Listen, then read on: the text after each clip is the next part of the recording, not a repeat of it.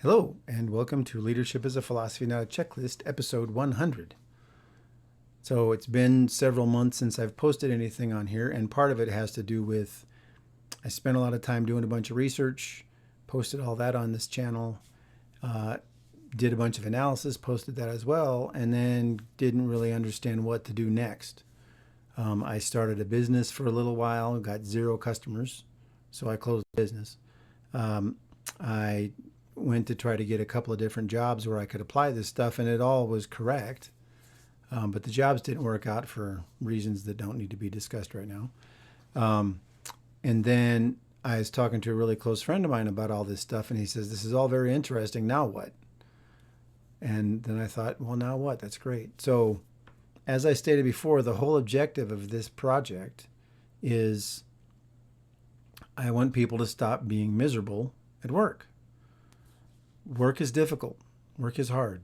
Work is not some simple flippant thing, whatever. It shouldn't be more miserable because of terrible leadership. But it is. All around the world, it's that way. So that's my main objective. When I started my business, I did a bunch of research on how to be a consultant and sort of realized that what I'm doing is not necessarily consulting because what I'm selling is not mine. None of these ideas are mine. These are archetypical representations and things that have been repeated over thousands of years. So they're out there. The example of how to do it right is there. All the examples of how to do it wrong are there. You just have to take the courage to do it right. So that's what this has turned into. So what I'm going to start doing, we'll talk about it at the end, but we're basically going to keep doing videos, but there's going to be a different tilt to them, and I'll explain why. Next slide. Let me move some pictures around here.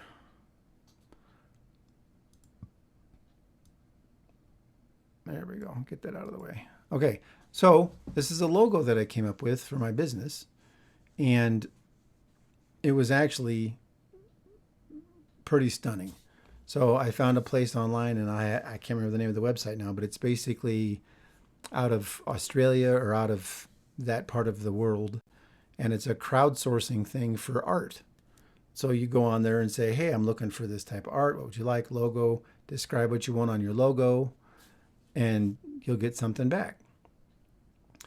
Well, I got back, I don't know, I think it was 70 or 80 recommendations. This was the second one, and it was perfect. So what I said was, we need to have the 4 character traits: humility, integrity, empathy, vigilance. We need to have some historical references. In other words, a symbol that's old and ancient. And then we also need to have sort of some hints at yin and yang and, the balance of power. And this is what came back. And it's even better than I asked for. And this is why I've always said, I am not the most creative person. I acknowledge that 100%. But I know an idea what I want. You give it to somebody that's creative, and here's what they come up with. So let's go through it real quick, because it actually, I don't even know if it's my logo, even though I paid for it. This is the logo for what leadership is. So it's the triquetra it's a Celtic, modification of the Celtic knot. So if you look, it's a loop and it's infinite, and it's like an Ouroboros. Oh, that's one of the other things I said. I want to have some reference to an Ouroboros. Because if you remember on my other videos, there's the snake. Well, I had somebody draw that for me. And, it served its purpose. I'd like to get it done better, or get it done in a more, I don't know, Art Deco way. I don't know. Anyway, so you think about it. We talk about the talent for leadership is attuning the competence and environmental hierarchies in pursuit of the goal. So if you look at the top corners, those are the three things that have to exist for a leader to exist. And then you've got this ring, so it's 2 shades of blue as well, so that's the yin and yang, so that's balance. Then you've got this platinum ring or steel or silver, whatever you want to call it, but it's woven through that. And then you've got the Eye of Horus or vigilance in the middle. Well, why is that important? Well, no matter what happens, if you pull or push on any of those corners, you pull or tug or whatever on any of those things of the triquetra, well, you still have to have humility, integrity, empathy, and you have to pay attention. So, let's say we have some problem finding competent people. Well, you can't spend so much time finding competent people that you let the environment become a mess, or you don't achieve the goal. Or it may be that the environment is so bad that you aren't going to achieve your goal, and so you have to do something else. But you always have to have humility, empathy, integrity, and vigilance. And so they're all entwined. So anytime something's moving or happening or being done, that's the way it works. And then it's also, you've got philosophy versus metrics, because you've got something that's fluid and you've got something that's solid. It's great. It's great. I think it's great. And I was so happy with it. And like I said, I own this, but I really think this is this is a symbol for what leadership is, if we look at the archetypal model. I digress. Anyway, and like we talked about, the talent is applied flexibly. So yeah, the thing, ideally, you want it to look like this, but you might be pushing and deforming and stretching and doing all this sort of stuff. Character's still in the middle. So all these crazy things are happening. It has to return to this. You always are doing that. So it's a steady state type thing. I don't know. I loved it. I'm really happy with it.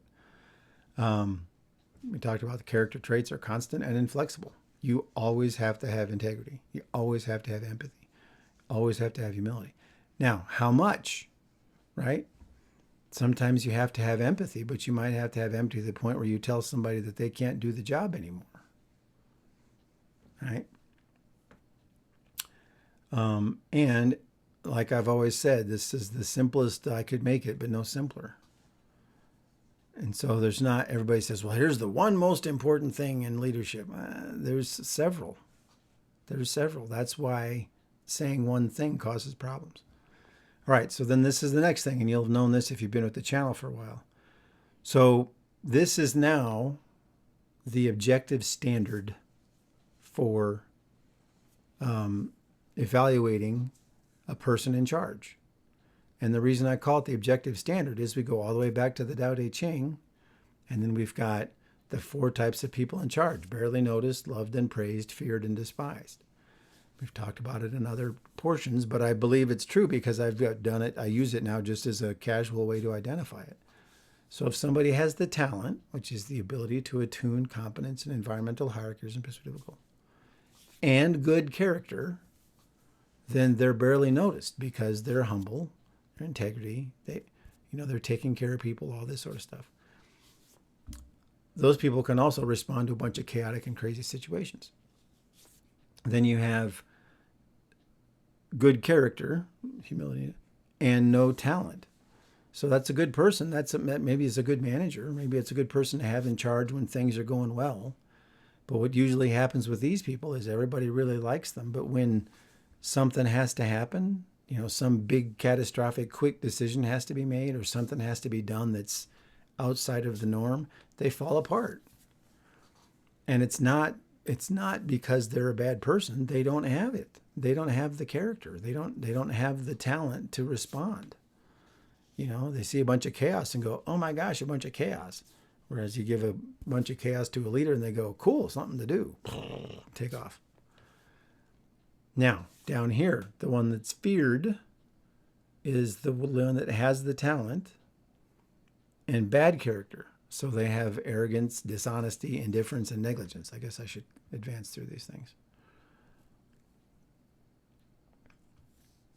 Yep. And so they have the ability to get people to do stuff, but they're arrogant, they lie, they cheat, they do this. So those are the people that you'll follow, but you're sort of keeping an eye on them. And so what does this tell you? Well, you go back and look throughout history, and there are people that were leaders that had terrible character and caused terrible things to happen. And then you've got despised. Now, somebody who's despised is somebody who's in charge and doesn't have any talent and doesn't have any character. Now, I used this recently because I was reading a story about a couple people that got relieved recently in the Navy. And I went and read a little bit about them. And one of them was loved and praised. Everybody thought she was great, and they put her in charge of this situation that was just catastrophic. And it required somebody to really get in there and just, put themselves at risk to fix it. And I don't think she could handle it, so she got relieved. And then there's another person that was in charge of a ship, and she was a tyrant and yelling and screaming and shaking people and throwing things and doing all this terrible stuff and making awful decisions and blah, blah, blah, blah. Well, they fall right out.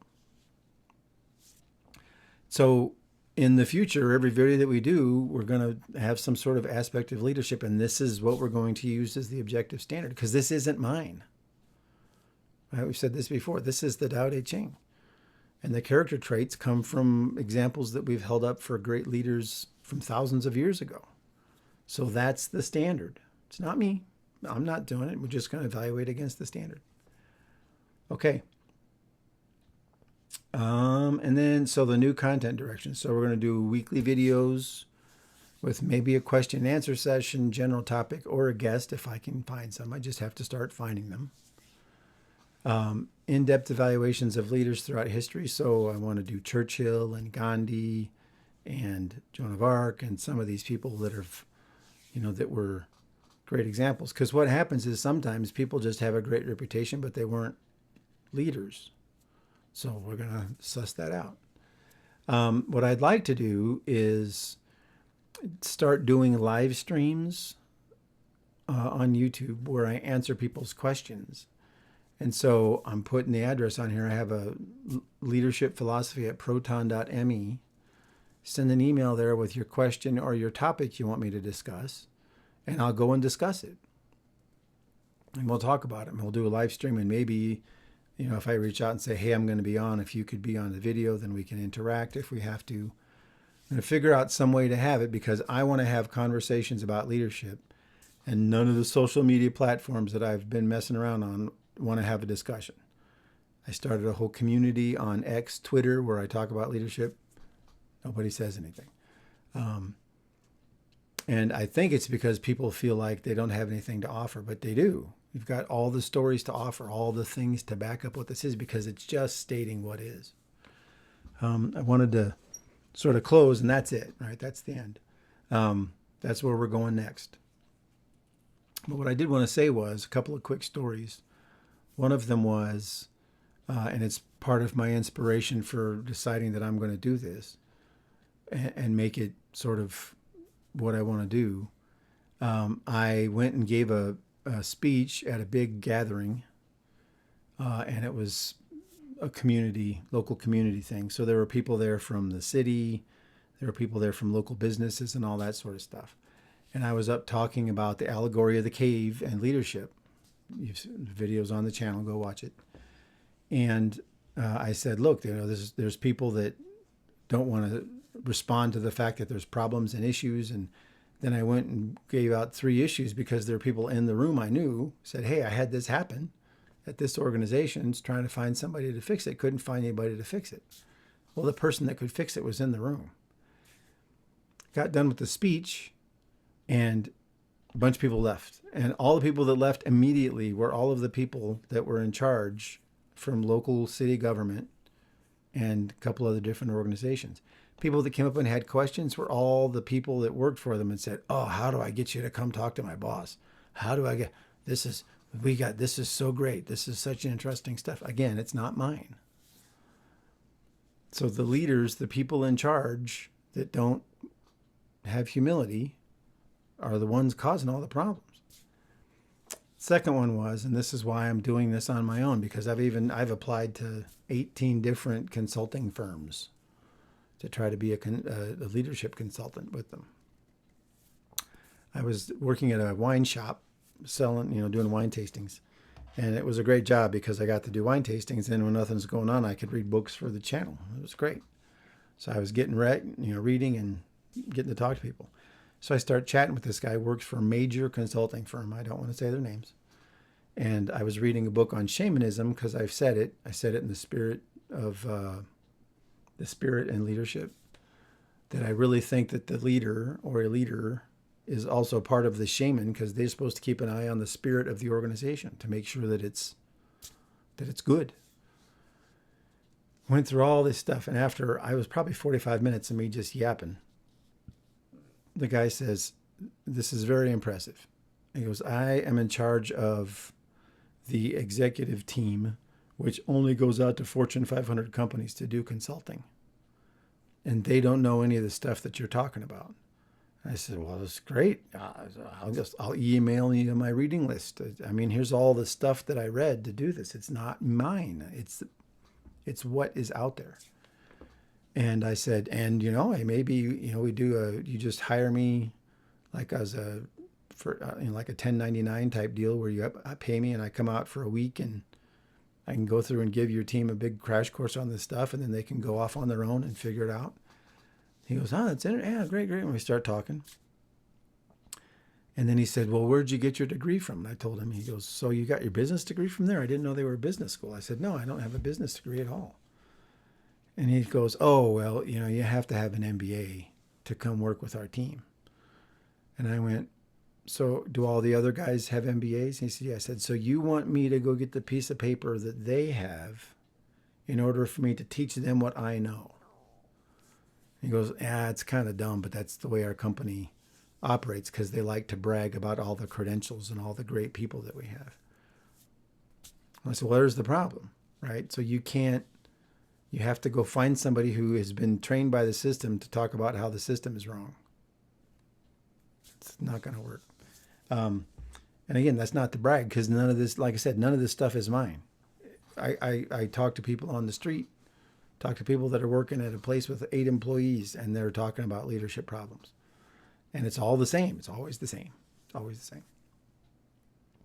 So anyway, I know this is a little bit of a different tack, but you're going to start seeing, instead of me asking questions, it'll be responding to different comments I've seen, leadership situations.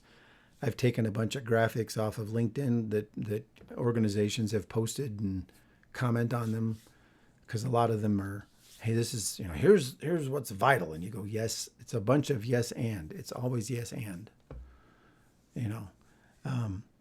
So anyway, I'm very excited about this. This is sort of, I finally have a direction, and so I'm just going to do it, and hopefully you'll join me, and hopefully you'll come along, and hopefully this will turn into something useful. And at the end of the day, if one boss, one person in charge decides to implement some of this stuff and make 5 people's lives better, then I'm happy. That's what I'm trying to get out of this. That's my main objective. So anything I can do to help you with that, let's do it. All right. Thank you so much for your time and attention. Sorry this was a little rambling and weird. But I hope you have a great day, and thank you so much for your time.